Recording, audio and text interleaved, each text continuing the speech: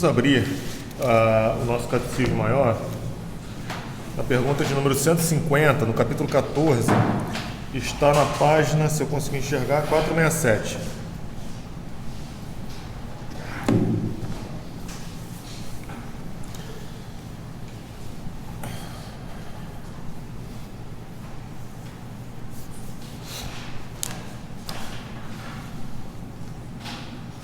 Depois de termos visto, vocês terem visto, né,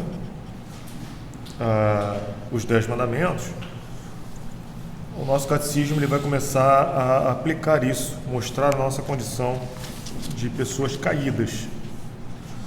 E a pergunta 150 ela fala assim: as transgressões da lei de Deus são todas elas igualmente hediondas em si mesmas à vista de Deus? A resposta é a seguinte: nem todas as transgressões da lei de Deus são igualmente hediondas, mas alguns pecados são em si mesmos mais hediondos à vista de Deus por causa de diversos fatores agravantes. Então, assim, é uma coisa que a gente começou a falar, a gente falou no início e agora a gente vai desenvolver. Tá? A palavra hediondo, ela significa extremamente maligno, atroz. Então a gente tem que partir desse pressuposto. Tá? Todo pecado, todo ele é extremamente maligno, ele é extremamente atroz contra a lei de Deus, contra o próprio Deus. Tá? Mas nós vamos ver na Escritura que existem pecados que são mais odiosos aos olhos de Deus do que outros. Não pelo pecado em si, mas pelos fatores que agravam esse pecado. São chamados fatores agravantes. Tá? Então vamos abrir a palavra do Senhor em João, capítulo 19. João 19, 11.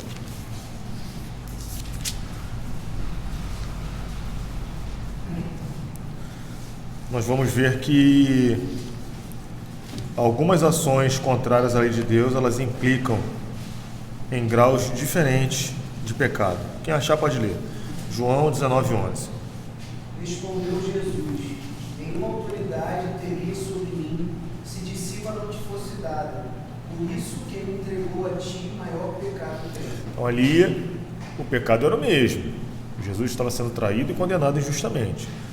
Mas algumas pessoas que eram as autoridades, depois a gente vai ver isso, eram as autoridades religiosas de Israel, o pecado deles era maior, porque eles tinham mais conhecimento. Tá? Vamos abrir outro texto, Ezequiel 8, 6.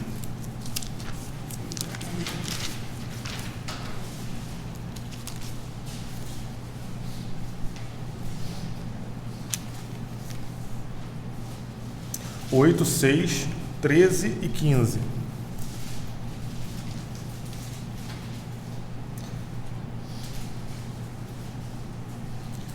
Versículo 6. Disse-me ainda: filho do homem, vês o que eles estão fazendo?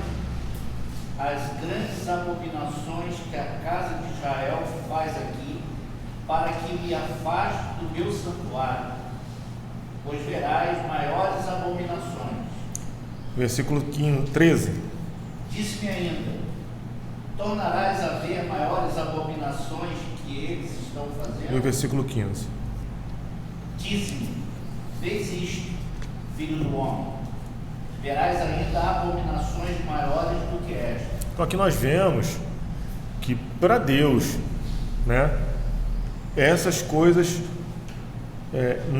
novamente, não pelo pecado em si, todo pecado é hediondo e odioso aos olhos de Deus da mesma forma, mas pelos seus agravantes, ele se torna mais odioso de acordo com aquele que pratica o pecado.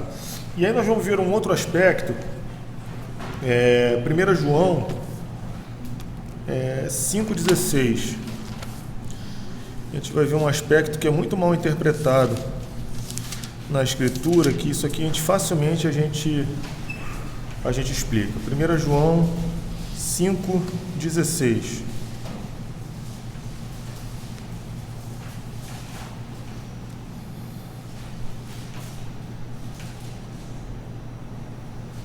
Quem achar pode ler. Se alguém vê a seu irmão cometer pecado, não para a morte, pedirá e Deus lhe dará vida aos que não pecam para a morte.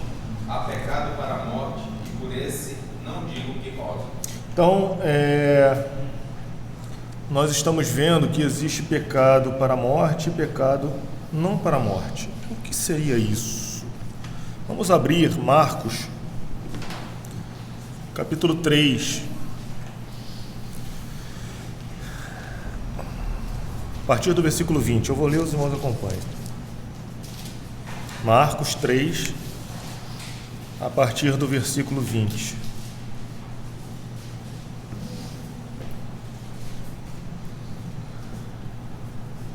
Diz assim a palavra do Senhor: Então ele foi para a sua casa.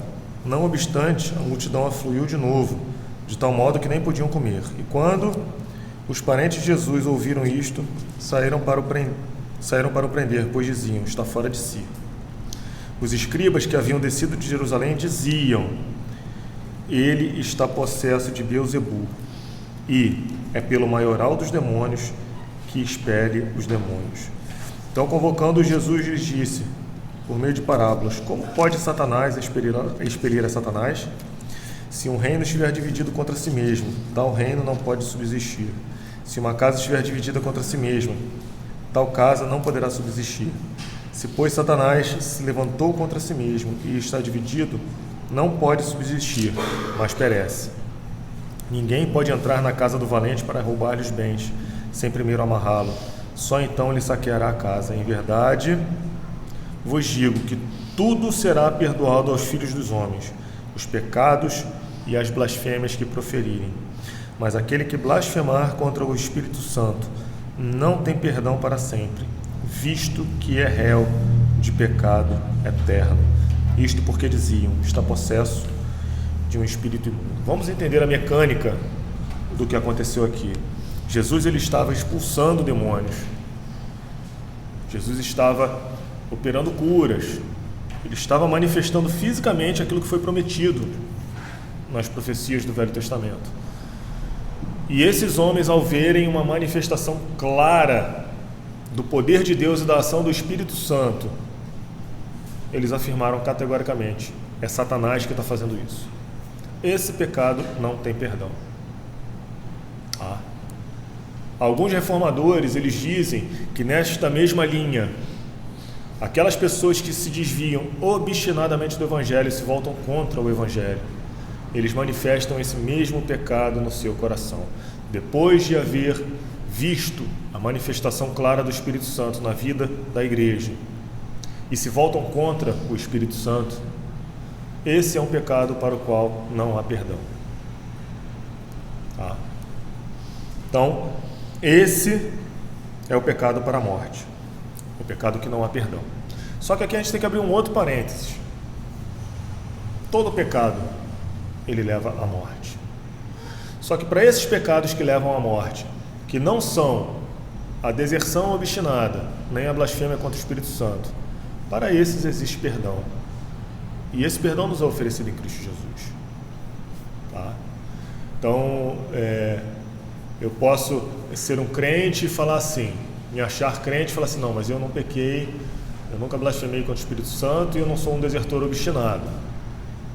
Então, eu estou tranquilo, os meus pecados que eu estou cometendo, de qualquer jeito, eles vão ser perdoados e eu estou tranquilo. Não está.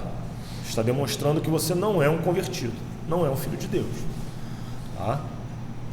Então, quando nós falamos de pecado para a morte e pecado não para a morte, nós estamos falando de pecados sem perdão, não existe expiação por esse tipo de pecado, e nós estamos falando dos outros pecados, que se cairmos, o perdão nos é garantido em Cristo Jesus.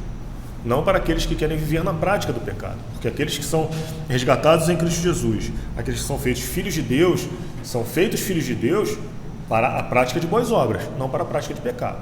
É uma incoerência você dizer que é filho de Deus e vive uma vida de iniquidade, vive uma vida de pecado. Tá? E aí vamos abrir ainda Salmo 78.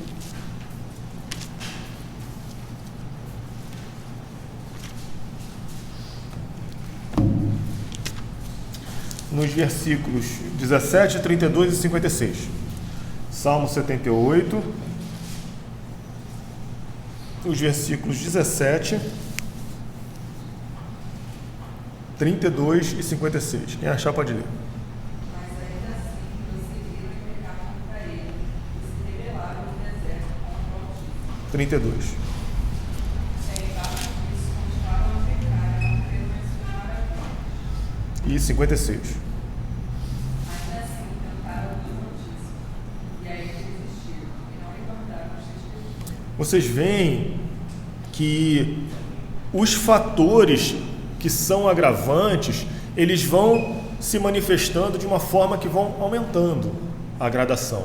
O negócio vai ficando cada vez pior, né? E aqui ele está falando de manifestações claras do poder de Deus na história do povo, na caminhada do povo na saída do deserto, na saída do Egito para a Terra Prometida, né? E nós vamos vendo que o pecado ele vai se tornando cada vez mais hediondo à vista de Deus, conforme vai se manifestando a presença de Deus, conforme vai se manifestando a palavra. E aí nós temos que trazer isso para a nossa realidade, né? Traçando um paralelo com o povo de Deus no Egito, eles não conheciam o Senhor.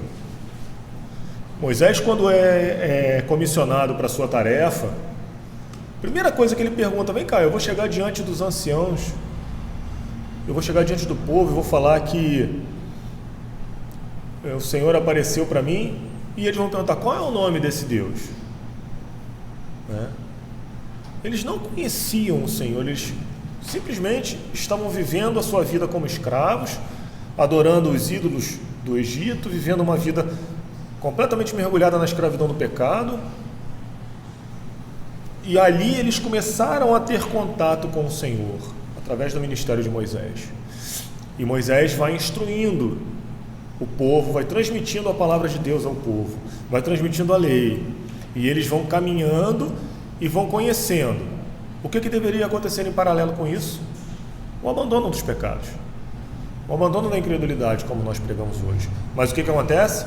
Conforme cada vez mais o povo vai aprendendo, cada vez mais o povo vai sendo instruído, vai vendo as maravilhas de Deus, os milagres, tudo aquilo que foi feito. O que acontece?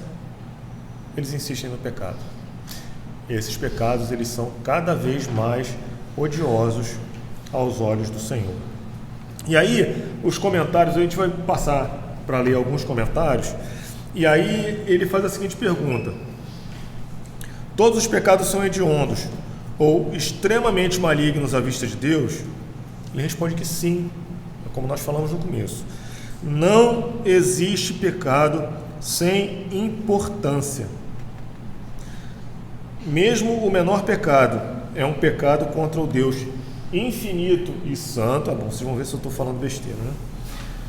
Deus infinito e santo, e por isso até mesmo o menor dos pecados é infinitamente maligno. Não podemos nos esquecer disso. Uma pequena mentira, uma pequena desonestidade, coisas que as pessoas fazem no dia a dia, né, para se livrar de uma situação pior,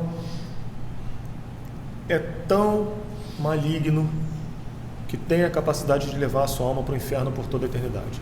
Se você tivesse a capacidade de só cometer esse tipo de pecado, que não vai afetar ninguém, que não vai trazer mal para ninguém, só vai trazer benefício para você, você vai ficar ali na sua, vai ser bem visto pela sociedade, todo mundo vai saber que você é um cara legal, mas você é desonesto.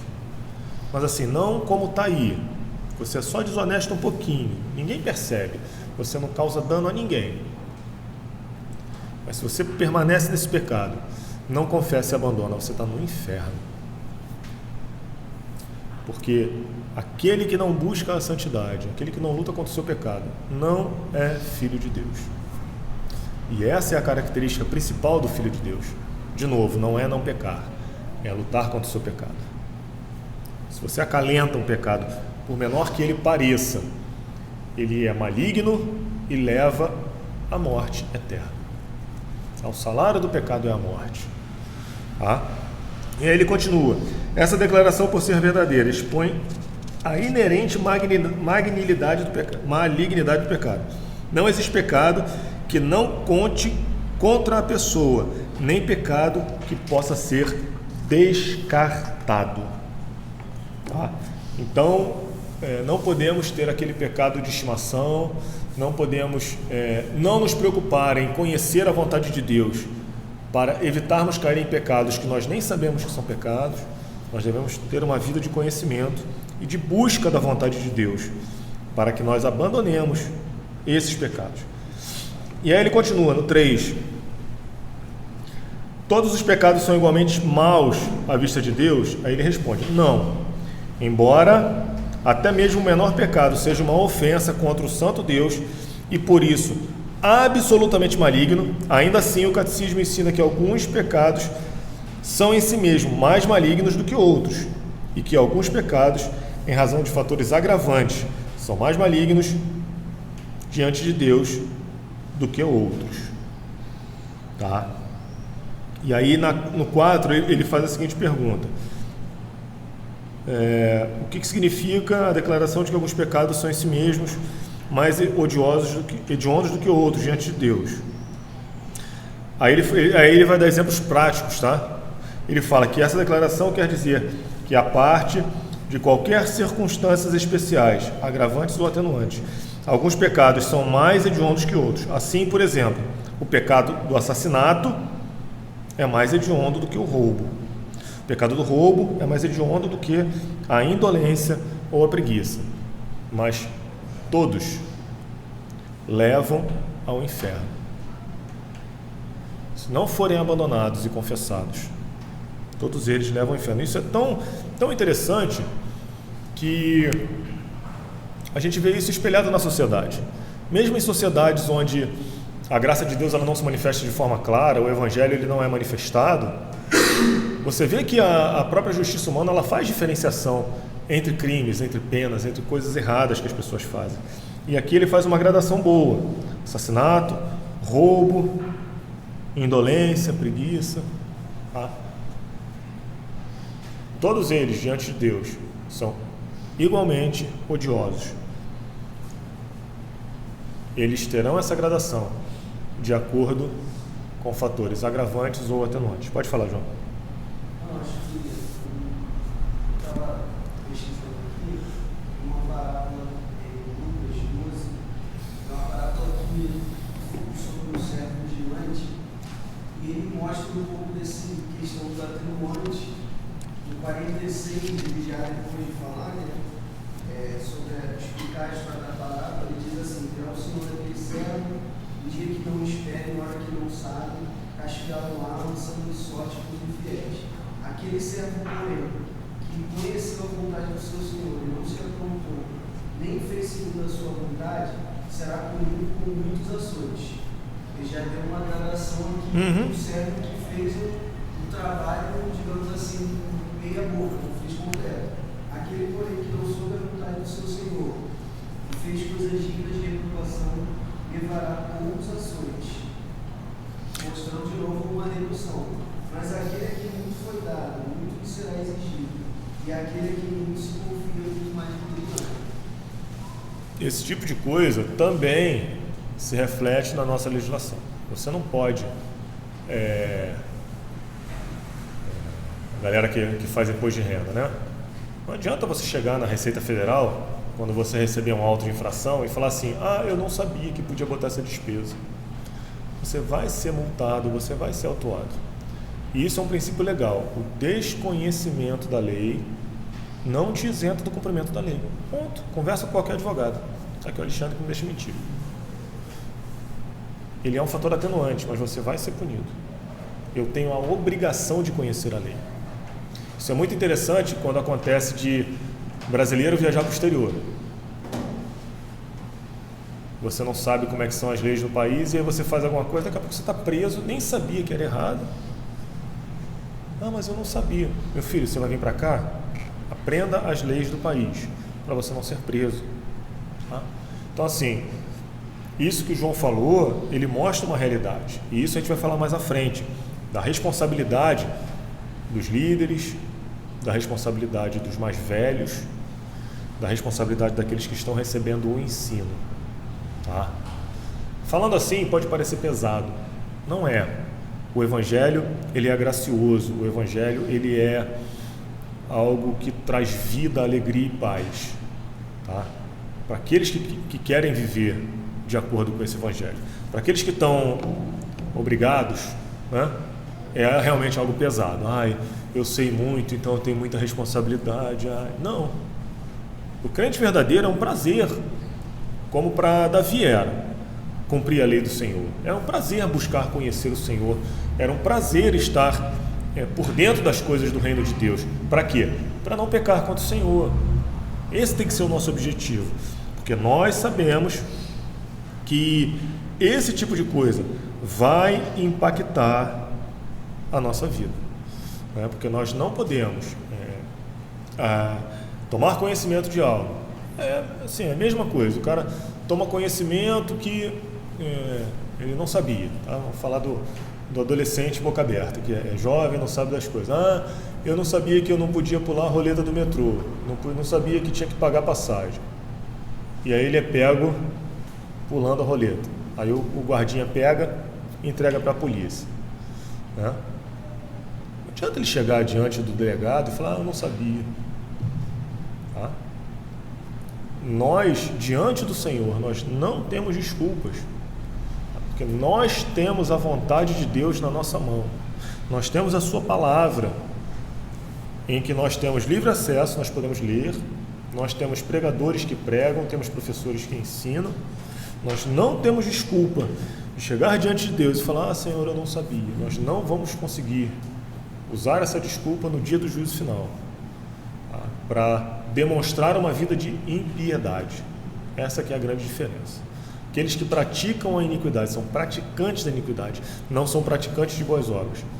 Eles não vão poder chegar diante de Deus e falar, Senhor, eu não sabia. Uma coisa que eu acho interessante também, acho que a gente não para para pensar sobre isso. Quanto mais ensino a gente tem, mais conhecimento da palavra a gente tem, mais hediondo o nosso pecado diante de Deus, porque a nossa responsabilidade é ainda maior. Então, assim, se for pegar uma pessoa que o povo da palavra de Deus é eminente, o pecado dele é hediondo é horrível diante de Deus. Mas para nós que somos filhos, que temos contato com a palavra, que já temos entendimento, é ainda pior. Deus ainda veio com mais, que, como disse, né, nesse versículo, você tem mais responsabilidade ainda porque você teve o ensino. Isso a gente não pensa, a gente se compara com pessoas do mundo e tal. Se acha muito bom. Na realidade, assim, a mentira é algo muito sério. A Escritura fala que o diabo é o pai da mentira. Agora, tentem imaginar um líder de igreja que prega a palavra, que ensina, mentiroso. Você vai dar crédito à palavra que ele está falando? Você vai dar crédito ao ensino? Aí você coloca na posição de pai, você tendo que ensinar o seu filho. Aí você é um cara mentiroso. Então, assim, cada grau de função que você exerce no corpo de Cristo, você vai ser cobrado, você vai ser chamado à responsabilidade por aquilo que você está fazendo, que é diferente daquilo que você prega e do que o Evangelho chama a você fazer. Tá? Então, assim, novamente, é uma doce responsabilidade. Tá? As pessoas que acham esse jugo pesado demais é porque não entenderam a graça do Evangelho. Porque a lei de Deus, ela vai mostrar a nossa incapacidade de sermos justificados diante de Deus. Porque tudo aquilo que nós estudamos nos 10 mandamentos, se pelo menos em um aspecto do que é exigido, do que é proibido, a gente não cai, a gente é mentiroso. Tá? A gente tem que lutar para não cair entre todos os mandamentos. Tá? E se a gente cair em apenas um aspecto, a gente quebra toda a lei de Deus. Tá? Então, essa luta é para todos. As pessoas têm a tendência de olhar para o idoso, para o ancião, para o líder, e falar assim, não, esses aí já estão tranquilos, já estão há muito tempo na estrada, né, já sabe, já... Mentira, tá? A luta, ela vai ser constante, como a gente falou na pregação. A incredulidade, por exemplo, ela vai bater no nosso coração até o dia que a gente morrer. E assim será com todos os outros pecados. Não tem jeito, a gente não vai se livrar da nossa condição caída. O pecado só vai deixar de habitar a nossa carne quando a nossa carne for destruída, seja pela nossa morte, ou se Cristo voltar e nós estivermos vivos, pela transformação. Quando Cristo transformar e nós, no abrir e fechar de olhos, tivermos nossos corpos transformados e tivermos o mesmo corpo que Cristo tem hoje, em glória. Fora isso, a gente tem que lutar contra o pecado. Pode falar. Inclusive, o pecado não imperdoável, o pecado da blasfêmia, cometido pelos judeus, pelos sacerdotes, pressupõe o conhecimento de que o Espírito de Cristo não era um espírito imundo. E mesmo sabendo disso, eles diziam que era imundo para tentar perverter o coração daquelas pessoas. Então pressupõe esse conhecimento que eles tinham das Escrituras, e assim mesmo eles tentavam perverter. Então o que o Gabriel também falou da responsabilidade daquele que conhece de também aplicá-la à prática com verdade. Assim, é uma responsabilidade muito grande. O João, o Gabriel está uns 10 mil quilômetros. Então, assim, é uma responsabilidade muito grande, tá? E o conhecimento, o mundo diz que o conhecimento ele é enfadonho. O mundo diz que a ignorância é uma bênção. E eu vejo isso no meu trabalho, tá? As pessoas que adquirem muito conhecimento, aquelas pessoas que têm uma visão muito ampla da vida, do mundo, de como as coisas funcionam, acabam por se tornar pessoas tristes, porque veem que toda a teoria que eles aprendem eles não conseguem colocar na prática, veem a injustiça, veem as coisas erradas que acontecem e não tem esperança, tá? É o que Eclesiastes manifesta, né? Ele diz que ele se dedicou a essas coisas e chegou à conclusão que tudo era vaidade, enfadonho, né? E não é assim com o Evangelho. Pelo contrário, o Evangelho, quanto mais nós conhecemos o Evangelho, mais ele vai nos trazer alegria, mais ele vai nos aproximar de Deus, mais ele vai mostrar que apesar de eu saber que eu sou pecador, que eu tenho que lutar, né? Paulo ele usa a expressão que ele tem que esmurrar o corpo dele para reduzir o corpo dele à escravidão, porque ele sabe que ele carrega dentro de si uma natureza pecaminosa, mas isso é algo bom para a nossa vida, né? Eu costumo falar lá na classe que a liderança da igreja não é polícia, para ficar tomando conta da vida das pessoas, procurando o erro. Não. O ministério a universalidade do ministério dos crentes, na questão do auxílio mútuo, de sustentar em oração, você chamar a atenção do irmão, mostrando o que a Escritura fala quando esse irmão tem pecado, é um ato de amor, é um ato de misericórdia. Não como alguns faziam no passado, em outras igrejas, né, querendo humilhar as pessoas, né, expor. Não, nada disso. É mostrar que quando nós conhecemos a palavra de Deus e não queremos nos adequar a ela, nós estamos caminhando para a morte. Vocês já viram alguém indo para a morte? Eu já. Tá? Você puder fazer tudo que está ao seu alcance para livrar aquela pessoa da morte, você vai fazer. Tá? E é algo que depois, se você não faz, você fica extremamente arrependido. Poxa, eu poderia ter salvo aquela pessoa, não salvei. Eu poderia ter avisado, não avisei. Né? Com o Evangelho é a mesma coisa. A nossa tarefa, além de trazer isso para a nossa vida, né, é auxiliar os nossos irmãos nessa caminhada. Né? A gente não está correndo uma corrida solo, a gente não vai chegar sozinho em Canaã Celestial. Não, estamos todos indo, todos caminhando na mesma estrada, no mesmo caminho. Difícil, apertado, são poucos os que acertam com ele, mas não estamos sozinhos nesse caminho. Aí no número 4, já lemos. E aí ele vai fazer a menção, e isso estava muito em voga na época do catecismo, a uma distorção da Igreja Católica com relação a pecados serem mais hediondos que outros.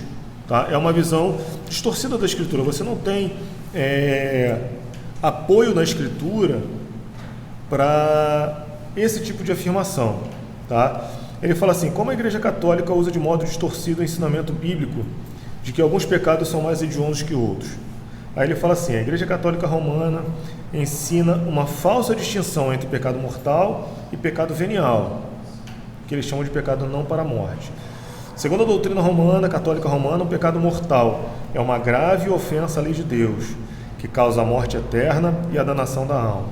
Ao passo que o pecado venial é uma leve ofensa contra a lei de Deus, que apenas diminui o seu amor em nossos corações, torna-nos menos dignos do auxílio de Deus e enfraquece a nossa capacidade de resistir ao pecado mortal. E assim, é algo, a gente precisa ter em mente o seguinte, tá? Uma das primeiras coisas que a gente aprende é que a Escritura, ela é autoridade, tá? E quando a gente estuda a história da igreja e a gente vê como a igreja caminhou até a época da Reforma, a gente vê que a igreja se afastou da Escritura. A igreja que era a igreja católica, católica significa universal, que era a igreja que se originou nos apóstolos, ela, na sua caminhada, ela se afasta da Escritura. E aí há a necessidade da Reforma de se retornar para a Escritura. Por quê? A Igreja Católica, ela não admite apenas a Escritura como regra de fé e prática. Você tem as encíclicas papais, você tem outros documentos que ou são colocados ao lado ou se sobrepõem à autoridade da Escritura. Tá? Então, esse tipo de ensino de que se eu não cometer um pecado para a morte, esses outros pecados que têm uma menor capacidade ofensiva, eles não vão me levar ao inferno, você não encontra respaldo disso na Escritura. Pelo contrário, como nós citamos, pessoa que é fofoqueira, né, que se usa da maledicência, que fala mal dos irmãos, se essa pessoa, vou dizer como seria o comportamento correto, se nós abrirmos lá em Mateus 18, vamos abrir Mateus 18.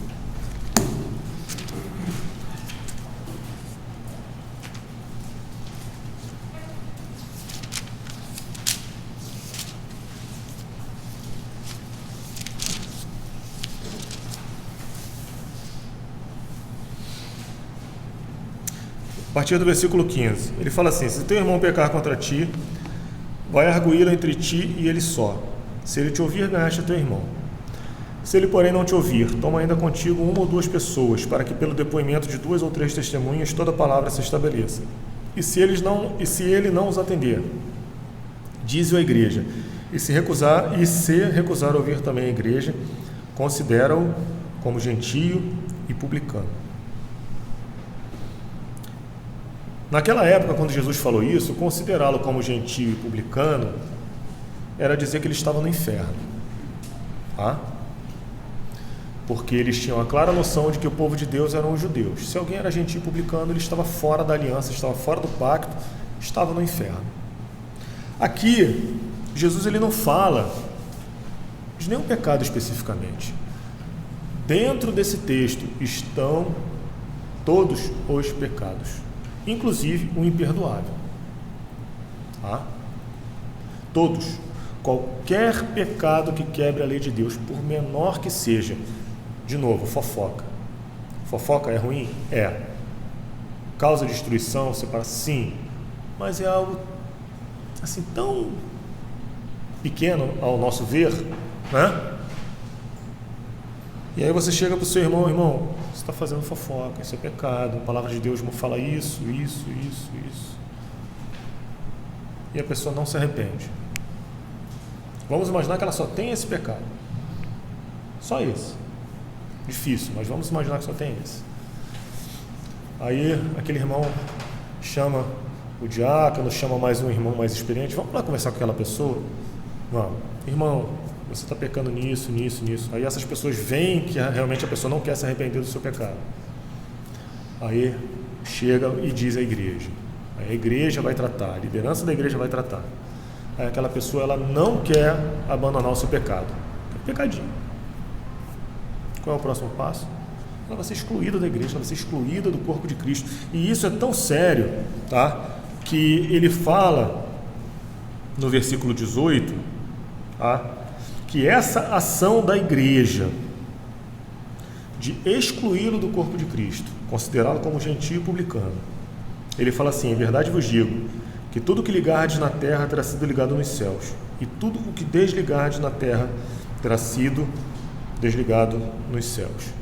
Ele está falando aqui de exclusão eclesiástica, que o texto trata. E ele continua: em verdade também vos digo que se 2 dentre vós sobre a terra concordarem a respeito de qualquer coisa que porventura pedirem, ser-lhes-á concedida por meu Pai que está nos céus. Disciplina eclesiástica. Estamos falando de uma pessoa que está sendo entregue a Satanás para destruição, porque ela não quer se arrepender dos seus pecados. Porque onde estiverem 2 ou 3 reunidos em meu nome, ali estou no meio deles. Eu usei esse texto para falar estava falando sobre isso na classe, e assim, é uma situação bastante pesada e difícil para a liderança da igreja, porque você tem a responsabilidade de lidar com almas, você tem a responsabilidade de abrir as portas do reino dos céus e fechar as portas do reino dos céus, lógico, de forma visível nesse mundo, e fazer uma declaração de que essa pessoa ela é ímpia, de que ela não está debaixo das graças de Cristo. Isso é um peso excessivo. E mais, na presença de Cristo. Porque quando a liderança da igreja se reúne em tribunal para isso, Cristo está no meio deles. Então é algo extremamente pesado, extremamente difícil. Por quê? Nós somos pecadores. Tá? Então nós já tivemos problemas aqui na igreja, de vários tribunais, e aos olhos dos homens eram pecados simples, eram diferenças de pensamento teológico, e as pessoas não queriam abrir mão do seu pensamento errado, estavam ensinando coisas erradas nas costas da liderança da igreja, já tinham sido orientadas, já tinham sido chamadas a atenção, tinham sido confrontadas com o seu pecado e não se arrependiam.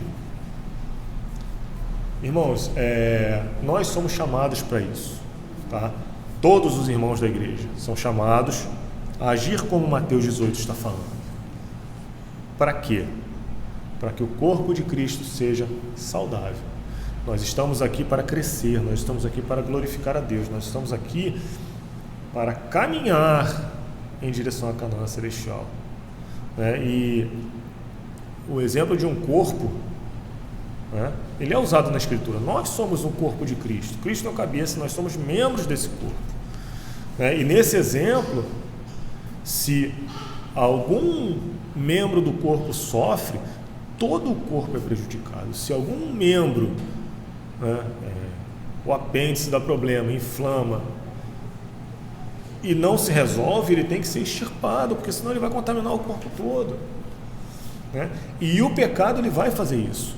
Então essa distinção de que um pecado ele me leva ao inferno e os outros não, nós não achamos respaldo disso na Bíblia, e por vários outros exemplos e textos, tá? E por causa de todos esses pecados, os mais simples ou os mais graves, Cristo precisou sofrer na cruz, tá? A ira de Deus queria cair sobre cada um de nós por toda a eternidade. Ele sofre isso na cruz de uma vez. Muitas pessoas dizem que o sofrimento de Cristo foi o sofrimento físico. Não foi somente. O sofrimento físico, tira de letra.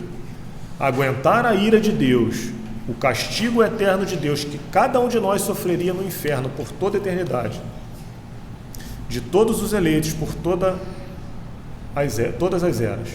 Cristo sofre isso no nosso lugar.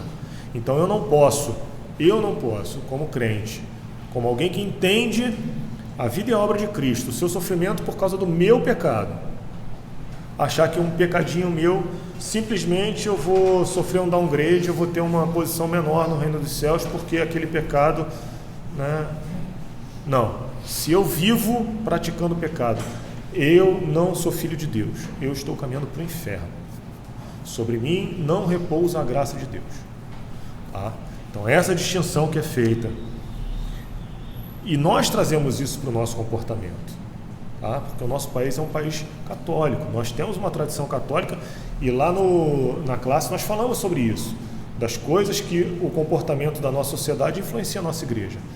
Implicitamente nós pensamos assim, mas esse meu irmão é assim mesmo, deixa, a gente atura, né? E não confronta o pecado, né? Esse meu irmão, ele está sempre irritado, mas é o jeito dele, né? Como o nosso pastor fala, que às vezes ele acorda irritado, não sabe por quê.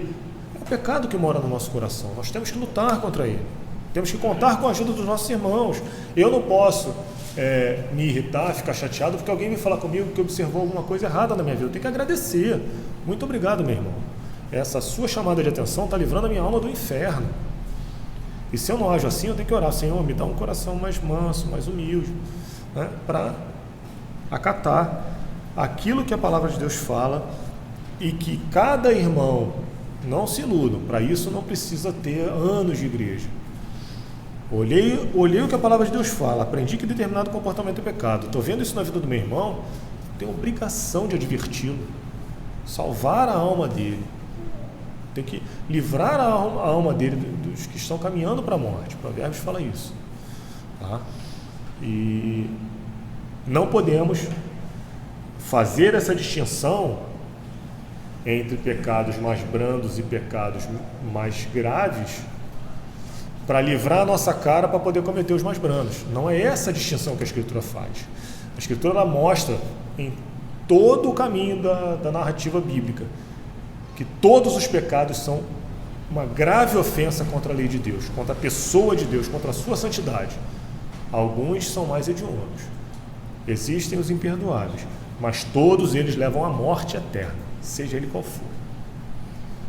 Eu vou parar por aqui, porque eu já não estou aguentando mais ficar em pé. Domingo que vem o pastor vai continuar.